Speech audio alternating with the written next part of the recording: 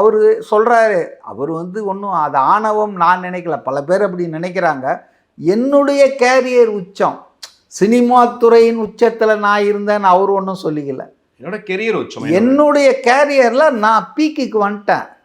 இப்போ பீக்குக்கு வந்தப்போ டக்குன்னு நான் அதை விட்டு விலகிறேன்னு தான் சொல்கிறாரு தவிர அதில் வந்து ஆணவமோ கர்வமோ தற்பெருமையோ இருக்கிறதா இல்லை. அவர் என்ன சொல்ல வர்றாருன்னா, நான் வந்து ஜனங்களுக்கு சேவை பண்ணுறதுன்னு முடிவு பண்ணிட்டேன். எனக்காக தமிழ்நாட்டு ஆட்கள் இவ்வளோ பண்ணியிருக்கீங்க, உதவி பண்ணிக்க, என்னை இவ்வளோ உயரத்துக்கு கொண்டு போனீங்க, போத் எக்கனாமிக்கல் ஃபேமஸ்ஸு புகழ் எல்லாத்துலேயும். அப்போ அதுக்கு பதிலாக நான் எதாவது செய்யணும்னு நினைக்கிறேன் அப்படின்னு தான் அவர் சொல்கிறாரு. அப்போ அதெல்லாம் கேட்டால் நம்புற மாதிரி தானே இருக்குது. அதனால் ஜனங்களுக்கு வந்து இவர் ஏதோ இன்னொரு அரசியல் தலைவர் அவர் வந்து ஏதோ சொல்கிறாருன்ற மாதிரி இல்லாமல், பரவாயில்லையே இவர் கரெக்டாக இருக்கிறாரு. அதாவது ஆட்சிக்கு வந்தால் என்ன செய்வார்ன்றதை விட அதெல்லாம் வராதுக்கு முன்னாலே அவரை பார்க்குறோம் இல்லை, 2 வருஷமாக நம்ம பார்த்துட்ருக்கோம்ல.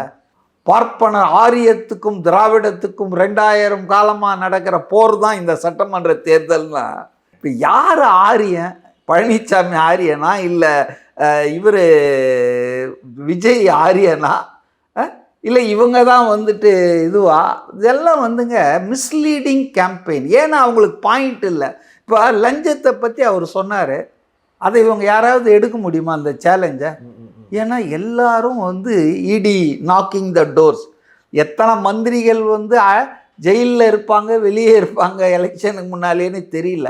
இப்போ அதிமுகவும் அதே தான். அந்த வகையில் ஒரே குட்டையில் உரிய மட்டைகள் தான்.